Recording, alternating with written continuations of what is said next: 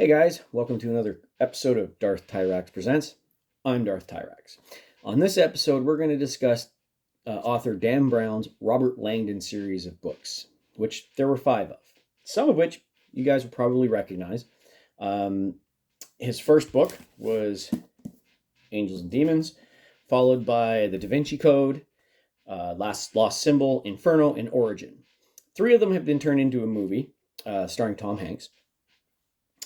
They were rearranged in order because the first one that was done was Davinci Code. And so they had to rework Angels and Demons to be a sequel rather than a predecessor. And then, of course, they did Inferno. My understanding is Lost Symbol has been turned into a TV series, which I haven't seen. But I haven't seen Inferno either, but I did enjoy the movie versions of Davinci Code and Angels and Demons, despite their changes. Now, some basics is Robert Langdon is a Harvard professor in art history and symbology, but he also has an eidetic memory, and he's very good at figuring out puzzles and such. Now, in the first book, he's called in to help the Vatican and solve a murder that involves the Illuminati and a lot of symbology surrounding the Illuminati. The second book is about the bloodline of Christ. Like, did he have children? Does he have a bloodline? Etc., etc. The third one surrounds the stonemasons, which is a long-standing organization. I think they're still around anyway, but it's a very, I wouldn't say secretive, but there's a lot of symbology and occult references and inferences when it comes to the stonemasons. The fourth book, Inferno, is based around the Divine Comedy, specifically Dante's Inferno. And the last book, Origin, is surrounding the question of where did life come from? Now, they're all good. I enjoy them. Literary masterpieces, they're not. They're fun reads. Usually you can follow along and figure stuff out as you go. The character itself is pretty good, and he's relatable in some ways. Occasionally, some of the puzzles are a little harder than you'd expect. Some of them you'll figure them out very quickly. There's a lot of other characters involved. In at least I think in not so much Angels and Demons, but in Davinci Code, he's like being chased because he's a suspect for murder. There's a lot of intrigue and a lot of chase scenes and thoughtful scenes. Personally, I'm a fan of the books because I just like something that's enjoyable to read. I don't need anything to super make me think. I don't need something that is in-depth and heavy. One of the criticisms of a book like Lord of the Rings, which I know some people say it's 3 books, but my understanding is it was actually 1 book. But either way, Lord of the Rings is a hard, heavy read compared to most books, specifically The Hobbit, which is a light, simple read by comparison. These I would say are the lighter side of a moderate read. I think I got through them in 2 or 3 days, give or take, because I usually read at work, so I can get through them pretty quick. But the character itself, Robert Langdon, is actually an enjoyable character to follow along with. And some of the elements in the books are interesting, especially the way they present the Illuminati and Angels and Demons, and what ends up being the true mystery going on. Some of the other things, such as in Davinci Code, at the end, nobody really gets an answer per se, even though he knows the answer. Same thing happens in Inferno. They don't actually succeed in stopping what they were supposed to stop, or what they were trying to stop. They don't actually succeed at it. So it's kind of interesting in that sense that they won, but they didn't win. So the book themselves, they do lead one into the other. There's supposed to be some time between each one, obviously, but it's an enjoyable series.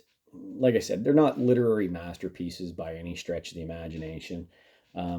The use of the symbology is actually a lot of fun, and they piece together how he came up with some of the stuff was actually neat, especially the artwork in, say, the Sistine Chapel or in Davinci Code, or the artwork in the Capitol building in Washington, D.C., which is where Lost Symbol takes place. There's a lot of the forefathers and people like Washington and such. There's a lot of harkening back to some of that stuff and why they did things the way they did with like the Washington Monument and so on and so forth. Inferno, the ties to Dante's Inferno are actually a really neat thing to follow along with, because it's literally tied to elements of Dante's Inferno. And I found myself, I've never read it, so reading Inferno got me to go track down a used copy of the Divine Comedy. Now, I still haven't read it, but it prompted me to go get that book so I could read it at some point. And then also you have the Davinci Code, which was actually pretty controversial in regards to what the story it was telling about the bloodline of Christ and his descendants, if he had any. Obviously, if you've read the book, you know the answer to that, and how there's some elements that indicate, well, you know what? Yes, he had a wife, and he likely would have had children, and then the bloodline would be carried on. And the whole thing is about basically protecting the bloodline. So it's enjoyable in that sense as well. Lost Symbol is fairly, the main antagonist is fairly occult-ish, I guess. He's definitely passionate and single-minded about what he's trying to do. Origin, which is the last book in the series, I don't think there's been another one, questions where life came from and religion versus science, which is better, which is worse, introduces a very advanced AI in the story, and it's intriguing. That's how, the best way I can put it is it's intriguing. Now I've read them all. It's been a while, but I do always reread the books I enjoy, and I do plan to reread them in proper order this time, because previously I read Davinci Code, Lost Symbol, then Angels and Demons, and then Inferno and Origin when they came out, because they came out at a later time. However, again, the other characters he interacts with are usually pretty interesting in their own rights. But by and large, the series is enjoyable. I'd recommend it for anyone who likes the idea of puzzles and symbols and trying to sort things out in that regard. And as I said already a couple of times, literary masterpieces, they're not. They're more of your, I wouldn't say bubblegum, but maybe popcorn, a popcorn book. It's enjoyable, and that's all I ask for in a book, is that I enjoy it. It doesn't need to use fancy language. It doesn't need to use in-depth prose and description. It just needs to make the point, and that's how I generally like my books anyway. So, and I'll show them all to you. So you saw Angels and Demons. There's the Davinci Code, Lost Symbol, Inferno, and Origin. Those are the 5 books. I prefer hardcover. That's why I have them in hardcover, but they're all available in softcover. You could probably even get audiobook and or paperback if you prefer.